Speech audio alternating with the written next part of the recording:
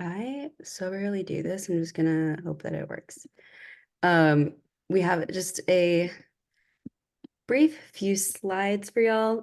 Also, I don't know if I already said or someone else did, but my name is Celia Trevino, and I'm the vice chair of the caucus. Um, our main goal for tonight is to introduce the bylaws, and we're going to talk a lot about that in a little bit. But I did want to we wanted to briefly talk about a couple other things, that being the Intertribal Community Conference that me and Martin referenced a minute ago, as well as some reminders about the state convention coming up in June. So I hope y'all can't see this little thing that's blocking. Okay.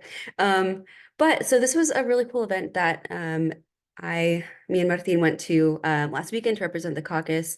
So Democracy is Indigenous. DFW is one of the organizations that sponsored this event, the Intertribal Community Conference, which was a 5-year anniversary sort of event celebration for the Intertribal Community Council of Texas.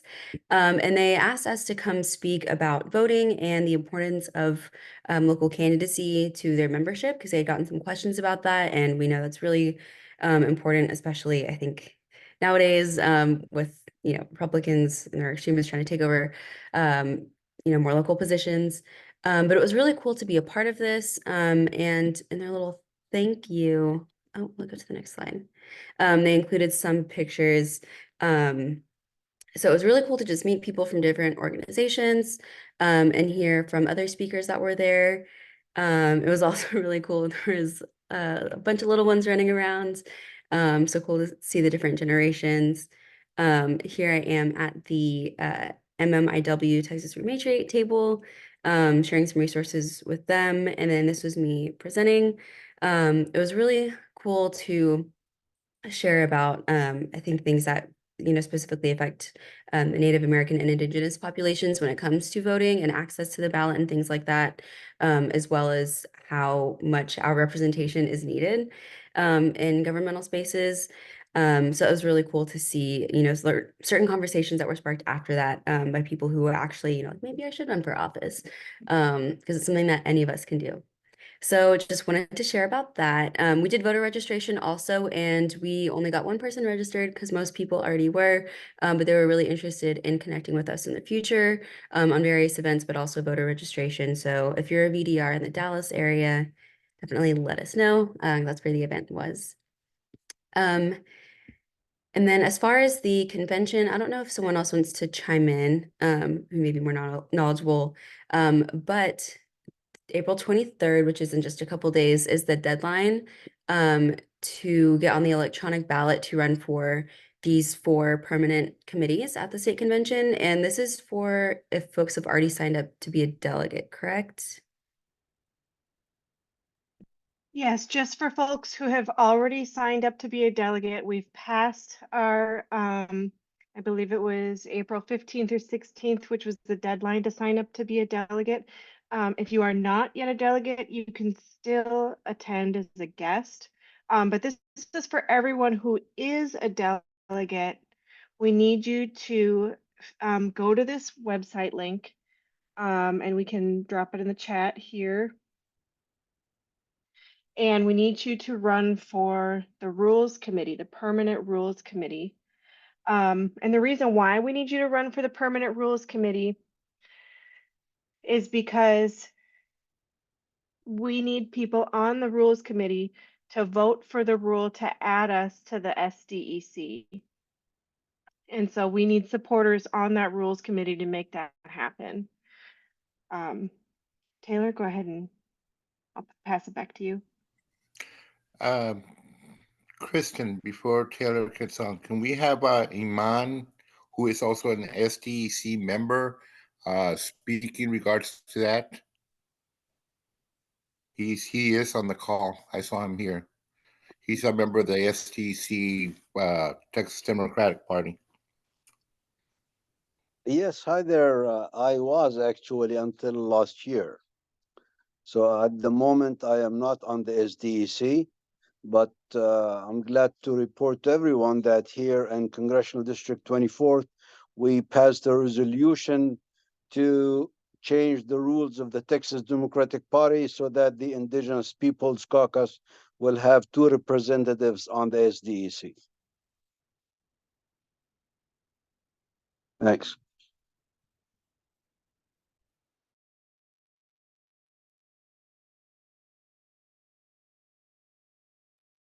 Awesome. So I think is that everything for this slide, or does anyone have anything else? I see a raised hand. Sharon, you can come off mute. Sharon?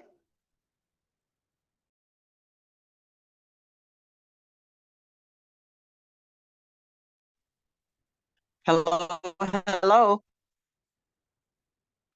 I'm also on the SDEC, and that was out of East Texas. I also pushed the resolution that we have the Indigenous People Caucus to join the SDEC.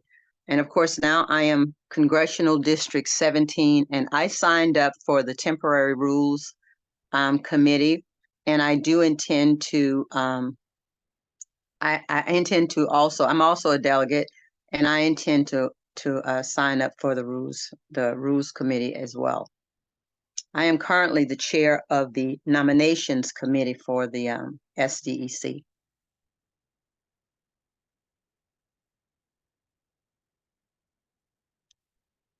I hope you all got to hear me.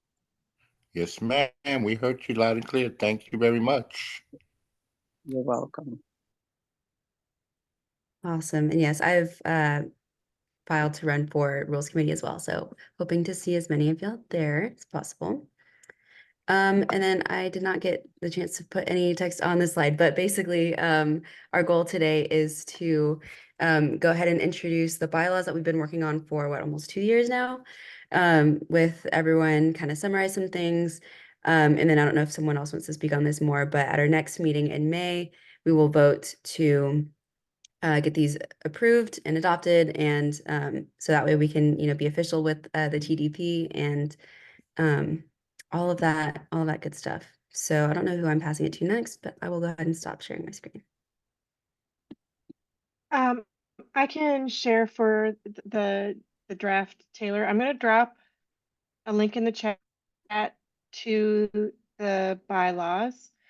And then the bylaws committee members are going to take turns reading different articles of the bylaws or summarizing them. And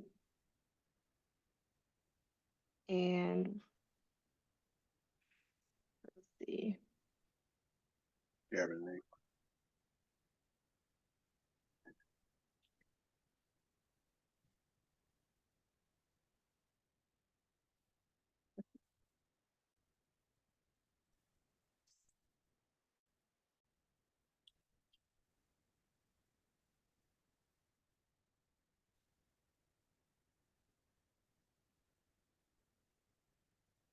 I'll resize here so it's easier to see.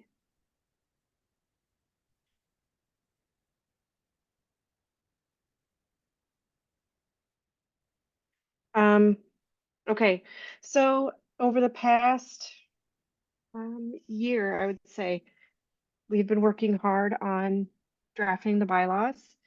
And as of the new year, we started meeting twice a month just to try to move this forward more quickly. So we have about 10. I'm not sure what's better, to view the whole page, or we have 10 articles, and we compared, when we wrote these, we compared them to other Indigenous caucuses across the nation. So other state caucuses, Native American caucuses, or Indigenous Peoples caucuses. We compared it to the national legislative Native American caucus. And we also compared it to our own state party bylaws as well as other Texas caucus bylaws. And what we deduced from all that is the basic articles that we needed to create our bylaws. So we have our general article, which is our name, status, mission, and purpose, our membership article, finances, executive committee, officers, election of officers, meetings, and then the basic ones, which are rules of procedure, dissolution, changes. And then once this is adopted, we will have a date for our effective date. I'm going to go ahead and not read fully, but summarize for you the first two articles, and then I'm going to pass it to Taylor, or rather Al, because Al's reading, I think that's the third one.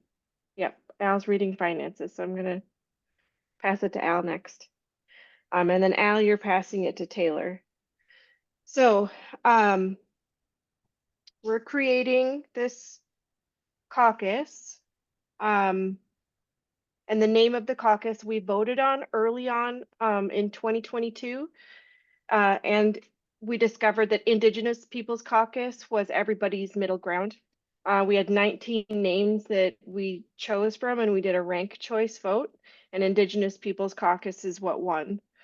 So this will be a general purpose political action committee, and our mission, the mission of the caucus shall be to promote the political education and full participation of American Indians, Native Americans, Indigenous peoples, and tribal members of First Nations in the political process and the activities of the Democratic Party at the local, state, and national level. The caucus shall advocate for public policies which promote the needs of tribal communities and the state at large. And then our purpose section, this is relating a lot to a political organization and the function of that. And so we're going to be accepting political contributions, making political contributions, supporting candidates, and helping elect and retain in office and local public office candidates who support the legislative priorities and that uphold the caucus mission. We do have another purpose that sometimes is a 501c4, potentially an education nonprofit. But we're adding this purpose in here because being a political organization does not prevent us from doing public education campaigns to promote public awareness of the needs of tribal communities and the state at large, and to solicit citizen participation and support. So our membership shall be open to, and this is a change from when I believe it started, at least the evidence that I've seen is 2018 is the earliest I've seen it. And if somebody else knows an earlier meeting of the caucus, you're welcome to correct me. Anyways, it had previously been open to tribal members, and we've opened up the membership to any persons with Indigenous, American Indian, or Native American ancestry, and or an ally with an interest in developing a broader understanding of issues that affect tribal communities, receiving education of how the political system works, exchanging cultural education, receiving or providing political training, performing voter outreach, and engaging participation of tribal communities and American Indian nations in the activities of the Democratic Party and who support the mission of the caucus. So this opens up the floor to everyone who supports our mission, whether you're an ally or you have American Indian or Native American ancestry. We will have voting and non-voting members, and the only difference between the two is voting members will be dues paying members.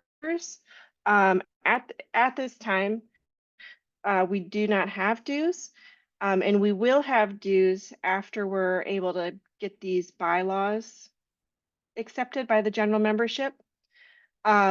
We cannot open up a bank account without bylaws, and so this was a critical step that we needed to take as a caucus in order to get to the step of fundraising. So our members also need to be any qualified Texas voter who meets the voting registration, pre-registration age. So you have to live in Texas and you have to pay your dues to be a voting member and be a qualified be of qualified voting age to at least pre-register to vote. You can be a non-voting member if you are, say, living outside of Texas, you live in another state, or if you're not yet qualified to vote. And I will pass it to Al for the finances. Al is our treasurer. Go ahead, Al. Thank you. Bear with me a second. I was just responding to somebody's comment. Article 3, finances, membership dues. The membership dues shall be established by a simple majority of the executive committee. So in other words, you know, at some point they may go up, they may go down, but I kind of doubt it. Because, you know, this is the real world where we live in. Notice of intent to raise dues shall be established in writing to the general membership within 30 days prior to the actual increase in annual membership dues to the caucus. Membership dues are renewed annually on the 1st July and are $25 per year or $5 per year for low income, elders and up, and students. And I don't know if we fully discussed this, and anybody who wants to can respond to my comment that I'm about to make now, but I think we're going to take your word for it. If you say you can't afford $25, I don't think we're going to ask for financial proof or anything like that. This caucus waives any dues for economic hardship. Anyone requesting a waiver of the $5 dues currently available to low-income elders 65 or up and students will be required to complete a membership form which the treasurer will initial, indicating that all dues have been waived for 1 year. And that kind of goes back to my previous comment. Just kind of have to ask or let us know. Sponsorships are in addition to and not in lieu of membership dues. So we do have a scale of sponsorship contributions, and they will help us do maybe some of the work that dues may not be sufficient in helping us achieve. Because if we're going to be successful, some of the things we're going to have to do are going to take a little more money, and we'd appreciate any help anybody can give. So anyway, sponsorship dues are an addition, not in lieu of membership dues, and shall provide the Indigenous Caucus the funds to conduct caucus business. The following sponsorships are available at the following rates to support the caucus. $10,000, $5,000, $1,000, $500, or $20 a month for 12 months, or $240 for a full $240 in full for a full year, which would make you a sustaining member. One of the things that the sponsorships, particularly that last one, will help with is to basically you sponsor somebody who is low income or can't afford the full membership dues. Then there's $100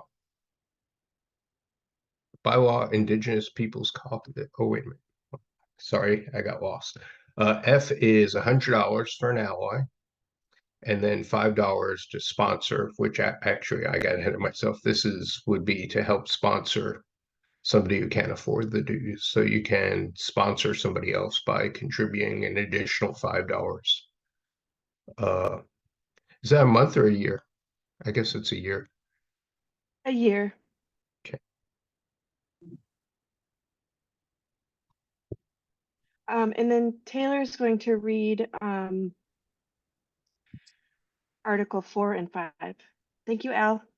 Taylor is our vice chair. Go ahead, Taylor. Awesome, thank you. All right, so the executive committee is made up of the officers who are elected, as well as appointed standing committee chairs. Limitation of authority. The executive committee is subject to the orders of the caucus, and none of its acts shall conflict with action taken by the caucus. Basically, we are acting in the caucus's best interest. Kristen, if you want to zoom in a little bit more, I think that was helpful. Awesome.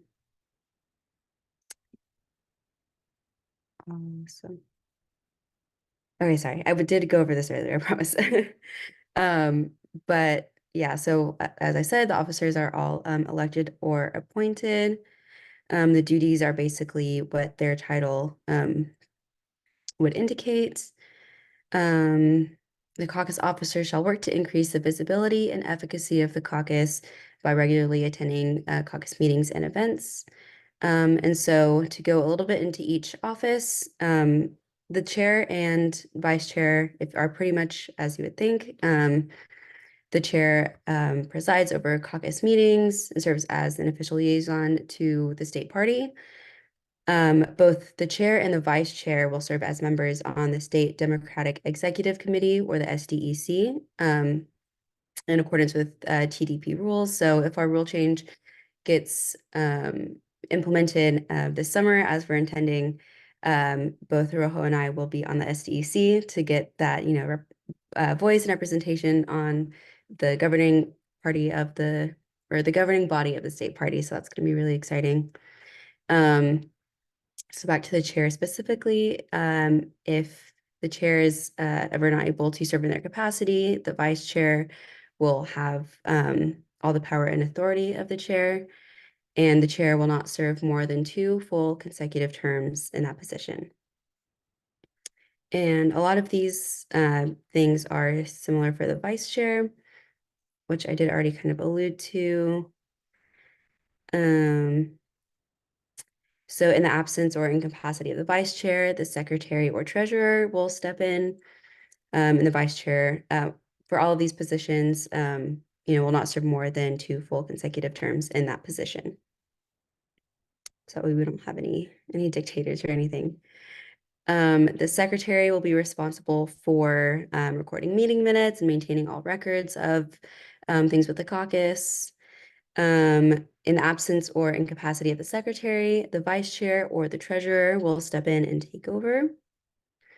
And then we have the treasurer, who is responsible for all of the money things, financial records, be responsible for all funds, securities, receipts, and disbursements of the caucus. Trying to summarize, keep going. All charges over $100 will require the written approval of the treasurer and the chair. And then in the absence or incapacity of the treasurer, the vice chair or secretary will step in. What else? And then we have the communications officer, who will help communicate with our membership via text, phone, email, and digital communication. So hopefully you guys have been receiving some of those already. The communications officer will also perform community outreach. And in their absence or incapacity, the vice chair or secretary will have all the power and authority of the communications officer. So there can also be other officers or standing committee chairs as the executive committee kind of deems appropriate. Previously I was the legislative officer before being the vice chair. So whatever kind of committees we and the caucus decide to create, they will have different chairs who will also be part of the executive committee. And then in terms of officer attendance, we want to make sure that we are all, here and, committed to performing the duties that we've signed up to. So any executive committee officer who has missed 3 consecutive executive committee meetings will be presumed to have resigned from the executive committee. And then an excused absence is constituted by no electronic notice given to the secretary. So if we just don't say anything, kind of no call, no show for 3 months, that would be considered a resignation. And then limitation of authority. So no action by any member, committee, etc., or caucus officers shall be binding or constitute an expression of the policy of the caucus until it shall have been approved or ratified by the executive committee, or if it's something that needs to be voted on by the general membership, a vote of the membership. And that is that. I don't know who we had next. Thank you, Taylor. I think, Leisha, were you prepared to help us? And you're welcome to read and see if we have, I got you. okay. For election of officers. So section 1 goes over nominations. Subsection A discusses who is eligible to vote. So, or a voting member of the caucus can qualify for a nomination, an election to the office of the caucus. Anyone who is eligible to vote may nominate someone who is like an eligible candidate, and voting members can nominate themselves. Any eligible voting member wishing to run for an office must submit a nomination application form 30 days prior to the meeting of the Texas Democratic Party State Convention. Hopefully everybody can hear me okay.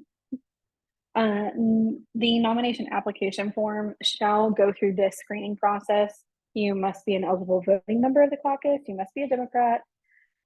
You must have an eligible voting address and a unique voter ID. If a judicial official candidate, we aren't taking any nominations from the floor during the convention. And if you guys have any questions about that, please feel free to put them in the chat. Section 2, subsection A. The caucus will vote for the election committee members biennially, beginning at the convention. The voting period will start at the convention and extend to the biennial meeting. Tie votes will be addressed this way. A second vote will be held immediately using an electronic ballot, probably some kind of like Google form.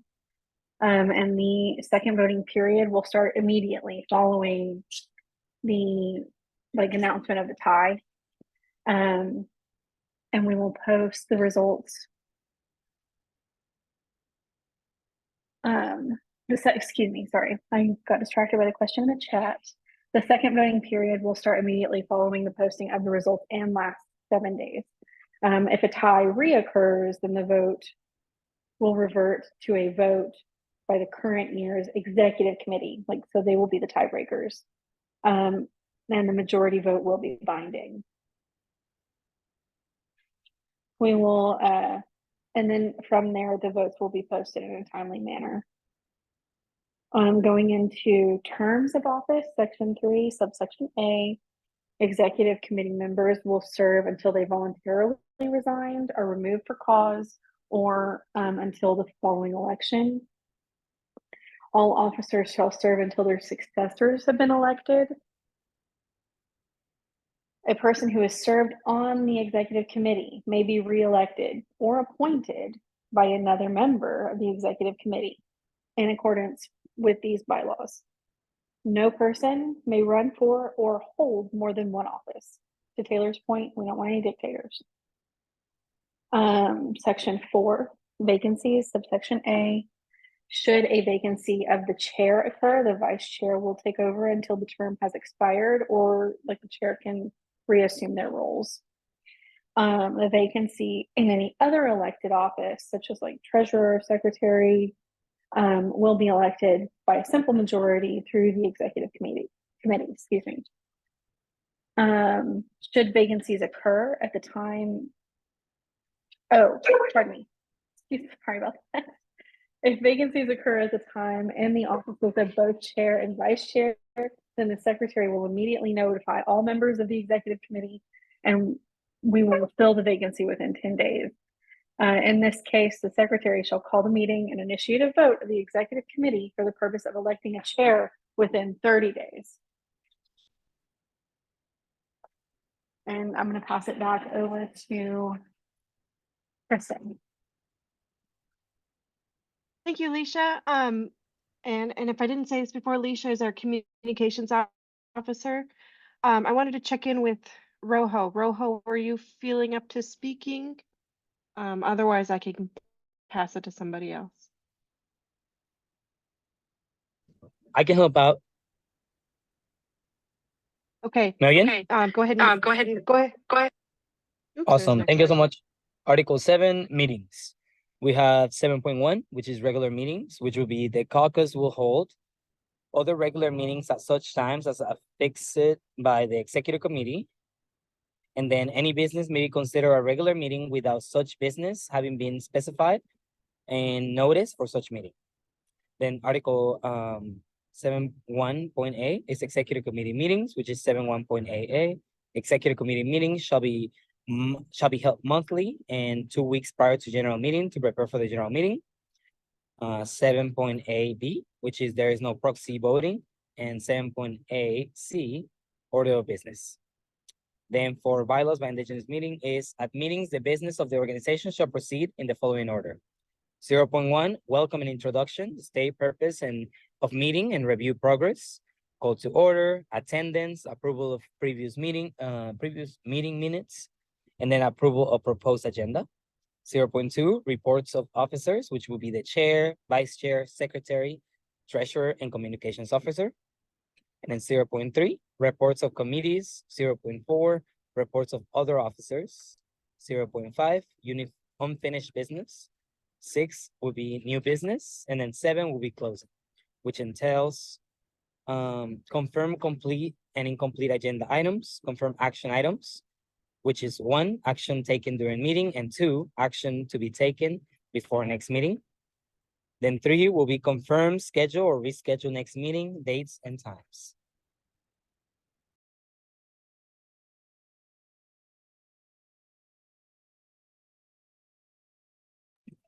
For 8, I have comment period for non-agenda items and adjournment. Then for 7.1.b, we have general membership meetings, which are general membership meetings shall be held monthly on a regular date and time, in person or online, by video, to be set by the executive committee and published to all members. 7.1.c is convention caucus meetings, biannual meetings in the general membership. The caucus may hold a biannual meeting of the general membership of the caucus for the election of the officers of the caucus and the transaction of such other business as may be convenient. As may properly come before the meeting. The biannual meeting will occur after the Texas Democratic Convention caucus meeting and may be held at such time and place determined by the executive committee. 7.2, special meetings. Special meetings may be called by officers of the executive committee and or a membership of ad hoc committee at an agreed upon time by consensus of said committee members. 7.3, remote and hybrid meetings is voting members and officers who participate remotely shall count for voting or quorum purposes. Remotely shall mean to appear by mechanisms such as telephone, email, and video and or audio conferencing. 7.4 is meeting notice. 7.4a is notice shall be sent electronically to all concerned members at least 14 days prior to any meeting. 7.4b is should it become necessary for a meeting to be rescheduled, written electronic notice must be given at least 14 days prior to the alternate meeting day.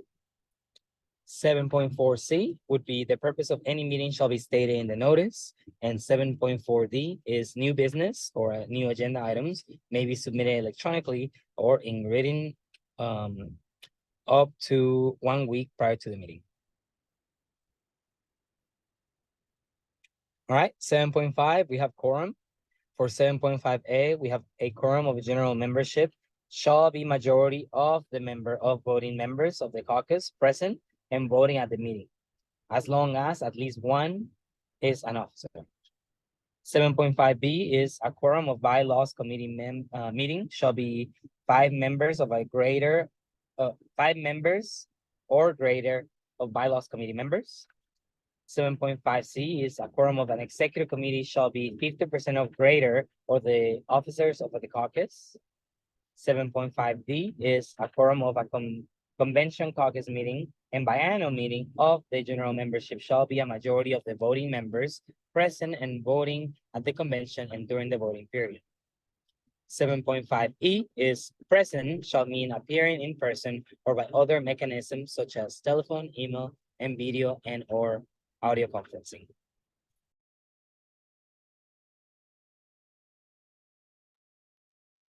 Thank you, Rojo. I see Martin, Philip, and Clayton. Would either of you like to read one of the articles? Otherwise, there's these are the short ones that are left.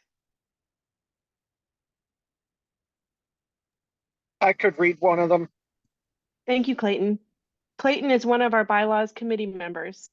Go ahead. Okay, I apologize for volume control. I'm using my phone. Article 8, Rules of Procedure.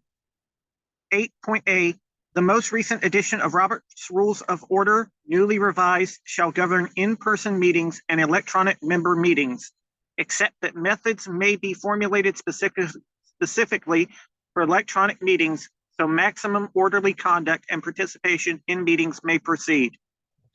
8.B, committee meetings may be conducted according to the wishes of the committee, may be less formal, and may include voting by consensus. 8.C, all meetings shall keep records of the meeting, including, but not limited to, notice, attendance, and actions taken. Do you want me to read 9 as well? I can do that. Yeah, sure. If you'd like to, go ahead. All right. Article 9, dissolution.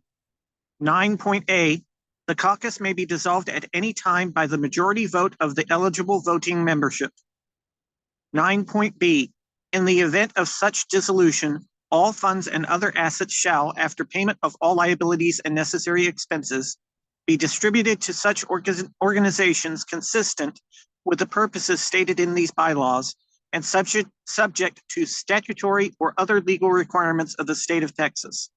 Such distributions shall be selected by the executive committee. Thank you, Clayton. I see Martin and Philip. Would either of you like to take the Article 10? I'll do Article 10. Okay, thank you, Philip. Okay, Article 10 changes. The bylaws of the caucus may be amended at a regular or special meeting by a vote of a majority of eligible voting members present and voting, provided that all proposed changes shall be presented in writing at some previous meeting and laid over to action. Present shall be mean appearing in person or other mechanisms such as telephone, email, or video. Section B, amendments to the bylaws shall be proposed by the bylaws committee, the executive committee, or by any eligible voting member. Section C, written notice of proposed bylaw amendments shall be emailed or mailed upon request to the caucus members at least 30 days prior to the designated meeting.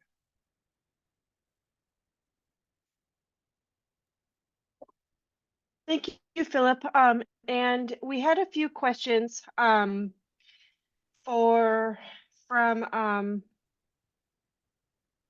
Sharon asked, why are there no floor nominations? And Philip, I believe you might have been present when that decision was made in the bylaws committee meeting. Do you remember some of that discussion? Yes, I do. We can maybe answer that question. Okay. Don't forget, when the caucus meets at the convention, you're going to have people who are delegates and non-delegates present. The other thing, the reason we have the nominations by application, it gives the caucus time to, for lack of a better word, vet any person filing for a particular office, being chair, vice chair, or so forth. The intent behind that is so we could make sure there were the mental requirements of the caucus: age, address, void number, proposed age, and things like that is all met prior to it. If you went to the convention floor, the problem in El Paso, we're going to have an hour window, but the party has said we'll be lucky to get 45 minutes. You could not be able to register people in that time frame, conduct elections without being asked to leave the meetings, because I think they only have 9 meeting rooms available in El Paso. So the intent behind this is to go before the nominations committee to be basically vetted, because now you're dealing with an organization that includes delegates, non-delegates, voting, and non-voting members. That's my recollection of it. Yes, sir, that's what I remember as well. Thank you for explaining that. We also had another question about being able to donate or give dues. We first need to accept these bylaws by general committee at the May meeting in order for us to open up a bank account to be able to start accepting fundraisings or dues. So we're hoping to have that set up by June. But we need to have these bylaws accepted by the general membership in May in order for us to meet the Texas Democratic Party rules required of any caucuses that have 2 representatives on their executive committee, their state Democratic Executive Committee. So that's in the Texas Democratic Party rules, that they would, if we get 2 members on their executive committee, they would want to post our bylaws on the state Democratic Party website. And so we need to have a preliminary version of the bylaws accepted by the general membership and then given to TDP in May. So we're on track to do that. That does not mean that the bylaws can't be changed. They can still be, so if we do have a format for submitting amendments to the bylaws, and we will share that after the convention, and we do have a bylaws committee that will reconvene after the convention. There's a question regarding membership. He didn't see anything about those who are veterans or those who are active duty. Do you mean for the dues, like the $5 dues, Mia?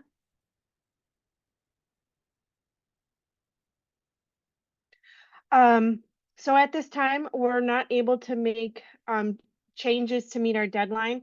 So, but that's absolutely something that we should change. Thank you for bringing that up. I will make note of that, so when our bylaws committee reconvenes, we can make that change. Unfortunately, we're at our deadline and we will have to accept what we've got in order to make it onto in order to comply with TDP rules to be allowed to be on their executive committee. So this is a very boiled down version. It's the minimum that's required for a bylaws. But we will be taking any and all suggestions. So if you read it over the next month prior to our May meeting, when we plan to take action and accept it, please do shoot us an email with any ideas or changes that you'd like to see. And if you'd like to join the bylaws committee meeting, that's welcome for any members to join the bylaws committee meetings. Do we have any other questions or thoughts? Any other officers are welcome to jump in. I see Sharon's hand up. Go ahead, Sharon. My question was, unless I misunderstood, it was the eligibility for membership. And one thing that makes us unique is either we're Indigenous people or our heritage.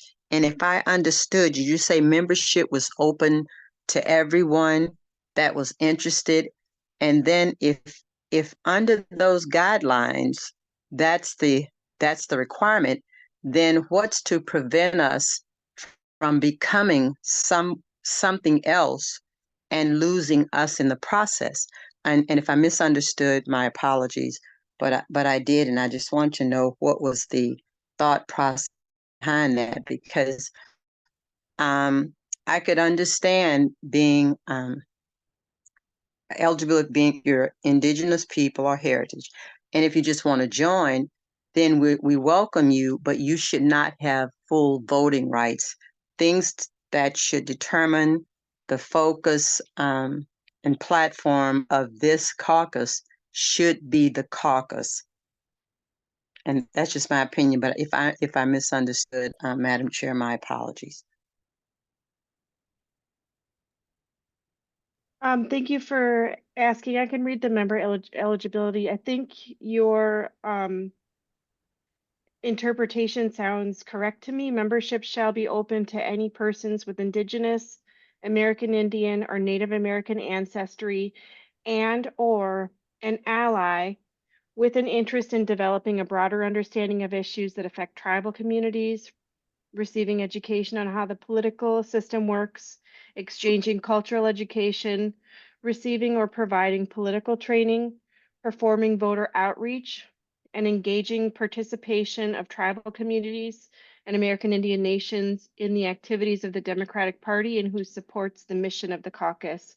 And then the mission again, the mission of the caucus shall be to promote political education and full participation of American Indians, Native Americans, Indigenous peoples, and tribal members of First Nations in the political process and the activities of the Democratic Party at local, state, and national level. The caucus shall advocate for public policies which promote the needs of tribal communities and the state at large.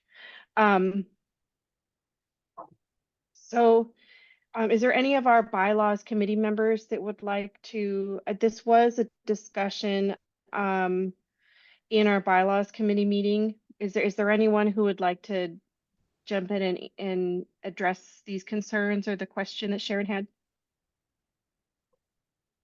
Well, I'm an ally, or I would be considered an ally. So at this point, I haven't been able to pay the ally fee. And by the time of the convention, I won't be a voting member. So I'm still an ally, and I still am promoting you guys at the local level at my CD11. So, I want as much voting power as I can possibly get, because I am supporting your caucus. So. Thank you, Michael Lepak. At this time, I would like one of the bylaws committee members that was present when we had the discussion in the bylaws committee meeting. So if you're not a member of the bylaws committee meeting, can you please save your comments and questions? And just to point out, we do not have dues at this time. All dues for the 2022-2024 period, there are no dues. That consider them waived. We do not have an avenue to collect dues because we did not have bylaws. We will not be able to collect dues unless we accept the bylaws or any form of the bylaws.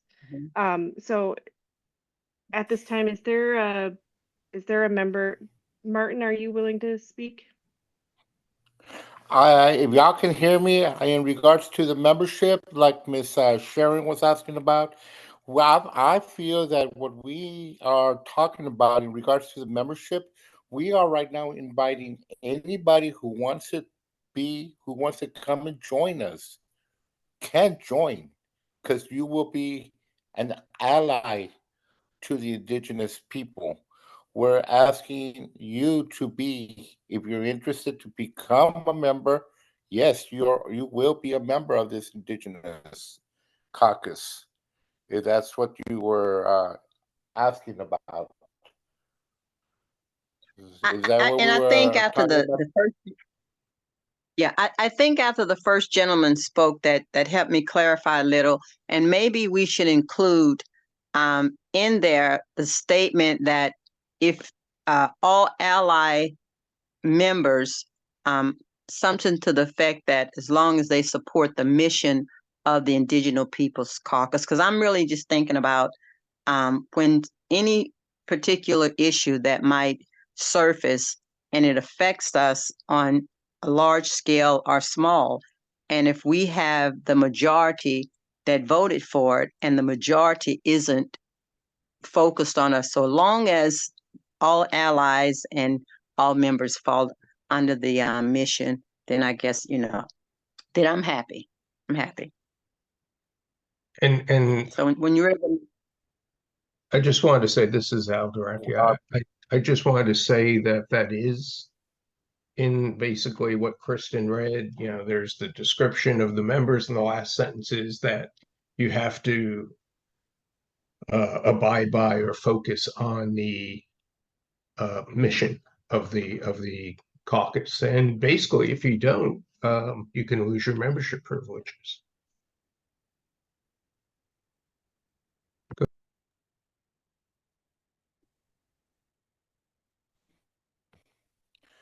Go ahead, Phil.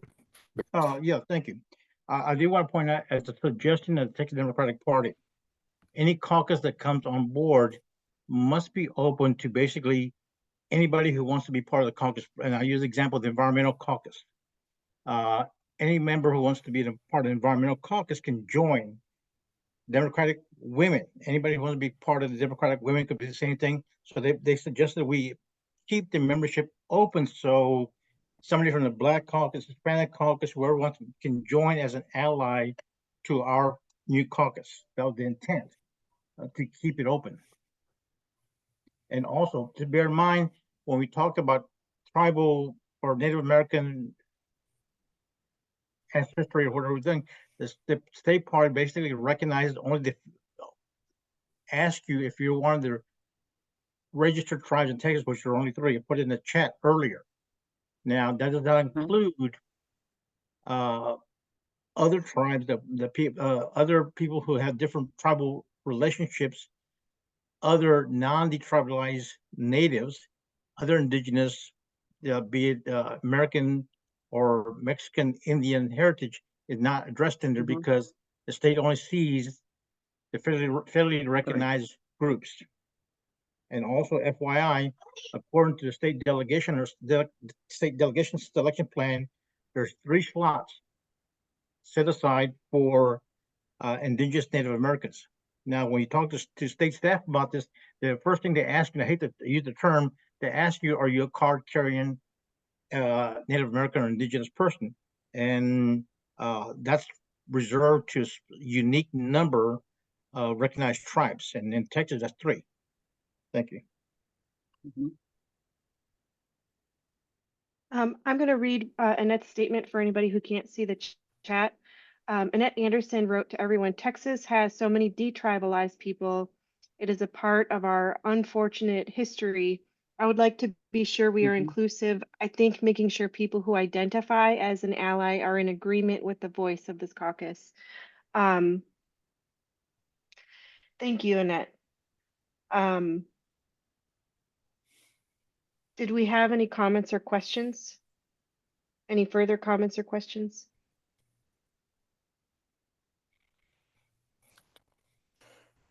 Maybe we need to let everybody know that you did put There was a written link comment to- from Francis Riesel that I think needs to be considered in your bylaws, since she is a nationally recognized parliamentarian.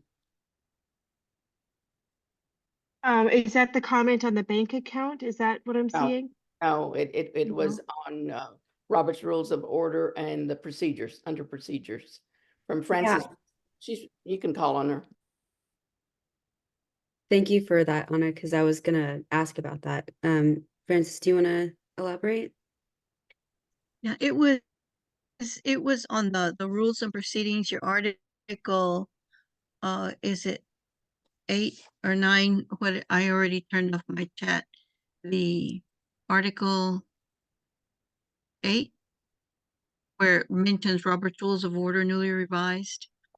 I was just offering the consideration of a little bit different wording, but it's up to you what y'all are going to do and then improve on them later.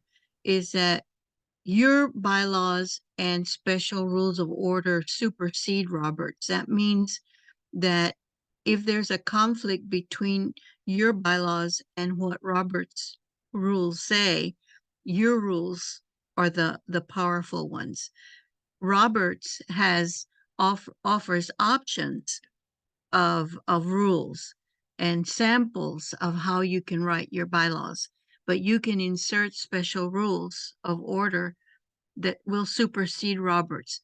The other comment that I did not put in the chat is that where you have references to regular monthly meetings, etc., you're going to need standing rules after your bylaws that say when you will meet, like if you're going to meet the first Wednesday of the month and what time you're going to start. Those are administrative things that would go in your standing rules. So it's fine that you have them written the way you have, but you'll need to follow up so that your members know when to expect the general scheduling of those meetings. So that's two separate comments, okay? And there's standard language for this paragraph about Robert's Rules of Order being your parliamentary authority. That's how it's referred to. That is that we call it RONR to make it short. RONR would be referred to as your parliamentary authority, but your bylaws supersede Roberts. I think that's what the explanation that I intended. Thank you, Anna, for that.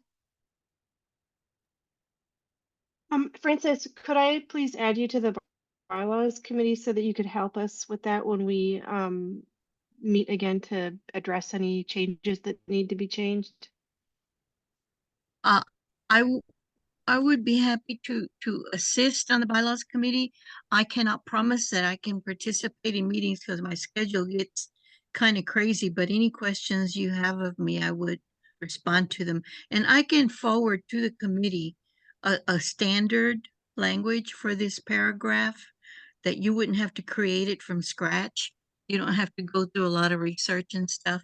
And that would say basically what you intend in what you have here, but it would simply say what I was explaining. Yes, if you have an example you'd like to send us, please go ahead I and will email be that to the happy. officers. I will. Thank you. Thank you, Francis. I think those comments and whatever you could send would be very helpful.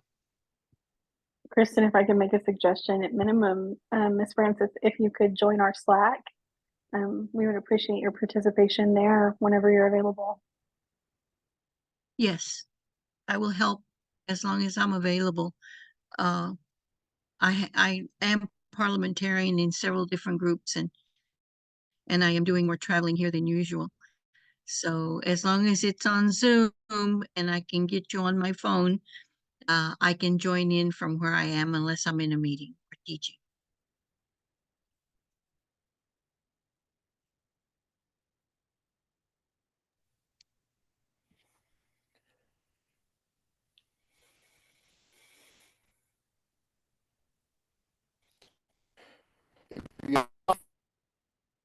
Kristen also put a link on the page, and that form that everybody can fill out. Hey, Martin, you're cutting out on us pretty bad. And if you fill it out, you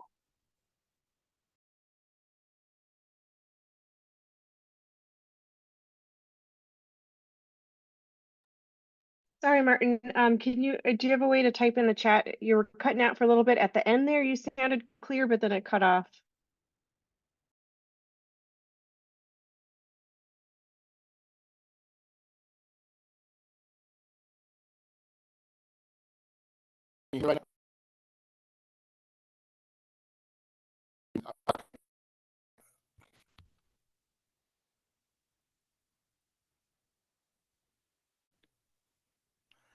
okay, can you hear me?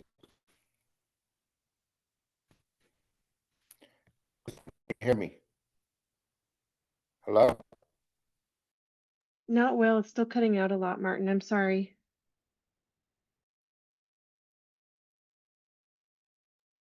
Mia, you have your hand up? Yes, no, Martin was just, as I put in the chat, he was just, speaking on Christian's reposting of the links to let everybody be aware that the Slack link is there and that you need to sign up in regards to membership and the delegates and all that good jazz. Thank you, Mia and Martin. Thank you for clarifying that. Yes, so there's links in the chat. You can join. We encourage everyone to join Slack. There is a Facebook group. You need to fill out our membership form if you'd like to be a voting member. And that's our only requirement at this time, is to fill out the membership form to be a voting member. There's no dues at this time. I'd put the link for the draft bylaws as well. So if you guys have any concerns or changes that you'd like to suggest, you're welcome to look at it. We have from now until our next general meeting that we're going to lay this over for action.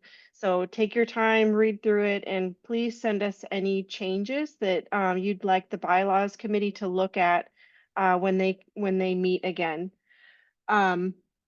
Also, a reminder that if you're a delegate, please fill out the convention filing form to run for permanent rules committee. And just double check when you're filling it out.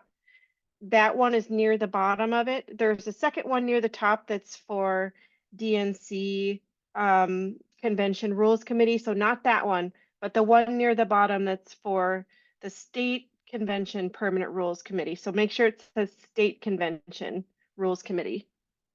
And I'll pass it back to Taylor.